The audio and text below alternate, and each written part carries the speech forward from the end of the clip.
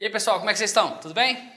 Hoje, para inaugurar um quadro diferente, eu vou atender um pedido. Rodrigo, das pessoas que vê o canal, pediu para eu falar um pouco sobre Parnaso do Além-Túmulo.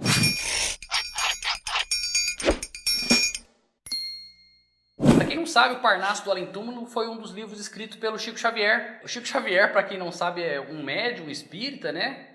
E que ele vendeu mais de 50 milhões de livros. Mais de 50 milhões de livros. O cara é foda, patroa. É um dos autores nacionais mais bem-sucedidos. Ele doou os direitos autorais dos livros que ele escreveu, né, ou que psicografou, depende do que você acredita. Ele doou para instituições de caridade, então fica a seu critério se você vai acreditar que ele psicografou ou se você vai ler simplesmente como você leria um autor best-seller, um autor que vendeu muitas cópias. Porque assim, é impossível você determinar somente com análise literária se esses livros foram escritos por ele ou se esses livros foram de fato psicografados, foram escritos por autores que estavam em outro plano. É impossível. É verdade. Quer dizer, às vezes não. Eu acho mais fácil eu ler a poesia, depois tentar fazer uma análise da poesia e a gente conversar um pouco mais sobre isso, certo? Eu escolhi um poema do Augusto dos Anjos. A vantagem desse poema do Augusto dos Anjos é porque no último vídeo eu recitei um poema do Augusto dos Anjos também. Então a vantagem é que a gente vai poder ver um poema que ele escreveu enquanto vivo, né? E um poema que o Chico Xavier psicografou. E aí vai dar pra gente fazer essa comparação de maneira mais interessante. Então, o poema que eu li no vídeo anterior foi A Psicologia de um Vencido, do Augusto dos Anjos. O poema que eu vou ler agora chama Voz Humana. Eu escolhi dois sonetos eu escolhi dois poemas semelhantes, então eu escolhi dois sonetos, para ficar mais fácil de fazer essa análise, para a gente poder ter uma conversinha aqui.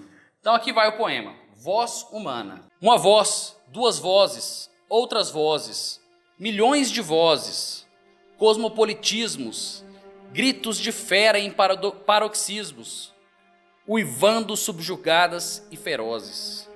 É a voz humana em interminas nevroses, seja nas concepções dos ateísmos ou mesmo vinculada a gnosticismos, nos singultos pré-agônicos atrozes. É nessa eterna súplica angustiada que eu vejo a dor em gozos insaciada nutrir-se de famélicos prazeres.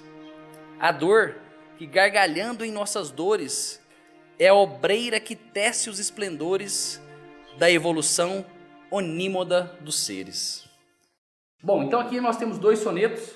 Se você olhar a voz humana, né, foi o que eu citei agora, comparando com a Psicologia de um Vencido.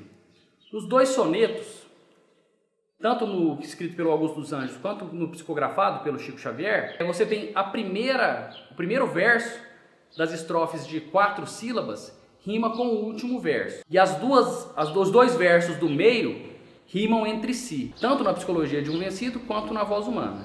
Então as estrofes de 4 sílabas, o primeiro verso rima com o quarto e os dois versos do meio rimam entre si. Nas duas estrofes com 3 sílabas, os dois primeiros versos rimam entre si, enquanto o último verso vai rimar com o último verso da outra estrofe. Então é a mesma estrutura que o Augusto dos Anjos usou para escrever o seu soneto, o Francisco Xavier, né, o Chico Xavier, psicografou. Foi na mesma estrutura. Um soneto, para quem não sabe, ele é sempre composto assim, 2 estrofes com 4 versos, 2 estrofes com 3 versos. Só que tem uma diferença importante aqui. Os versos psicografados pelo Chico Xavier, eles não têm uma métrica perfeita. O Augusto dos Anjos, todos os versos têm 10 sílabas. 10 sílabas poéticas, não é o mesmo que 10 sílabas. Se você for contar lá, não é a mesma coisa. Depois eu falo, qualquer outro dia eu falo sobre sílaba poética. Mas os versos dos Augusto dos Anjos têm 10 sílabas, todos eles têm. Porque ele era parnasiano, ele se preocupava demais com a métrica. Os versos do Chico Xavier não têm métrica. Eles têm uma métrica mais ou menos parecida que oscila de 9 a 11 versos. Então assim, não é uma métrica perfeita como é a métrica do Augusto dos Anjos. Então, se eu quisesse falar, não, isso aqui não tem nada a ver com um poeta parnasiano, porque o parnasiano ele se preocupa demais, então isso aqui não tem nada a ver, não foi o Augusto dos Anjos que escreveu. É um argumento. Né? Você vai ignorar, porque apesar das rimas serem as mesmas, inclusive o Chico Xavier coloca rimas ricas Do mesmo jeito que o Augusto dos Anjos. O Augusto dos Anjos preza por rimas ricas. Por exemplo, o Augusto dos Anjos, no poema dele, no Psicologia de um Vencido, ele rima roelos com cabelos, né? Então ele rima um verbo com uma ênclise com um substantivo. Enquanto o Chico Xavier, ele rima ferozes com vozes. Ele rima um adjetivo com um substantivo. Então quando você consegue rimar palavras de classes gramaticais diferentes, isso é difícil e é considerado uma rima rica. Então todos dois tentam colocar o maior número de rimas ricas nos seus poemas, mas a métrica, de fato, no poema do Chico Xavier não bate, não é certinho. Isso pode ser um argumento, inclusive, para você falar que não foi escrito pelo Augusto dos Anjos, que não tem nada a ver, mas pensa comigo, você pode usar inclusive isso como um argumento para que foi sim psicografado. Porque se tem uma coisa que vai ser capaz de mudar a sua poesia, é o fato de você ter morrido. Se a morte não mudar quem você de fato é, eu não sei o que mais pode mudar.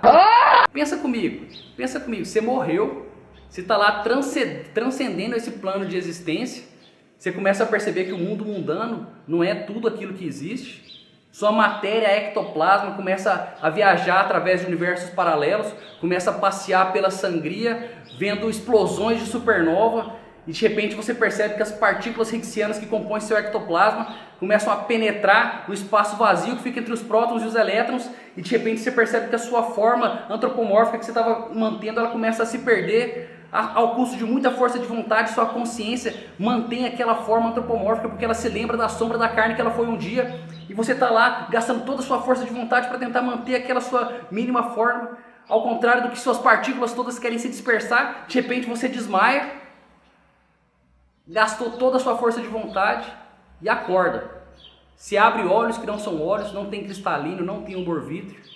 Você está num gramado que não é de grama. Você vê um pomar que não é feito por árvores. Lá no fundo daquele pomar tem um fauno.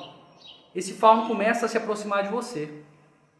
O fauno se aproxima, você olha para sua mão, você percebe que uma luz feérica está vazando da sua mão. O fauno estende a mão para você, fala: olá, meu nome é Robin Goodfellow, eu sou o seu guia espiritual. Aí ele pergunta: o que você quer fazer aqui? Aí se responde: eu quero contar sílaba de verso. Véi, que viagem é essa, véi? Bom, eu acho que não vai acontecer isso, eu acho que não é isso que vai acontecer. Mas, se tem uma coisa que é capaz de mudar a sua poesia, é o fato de você morrer, mas é que você acredita no que você quiser.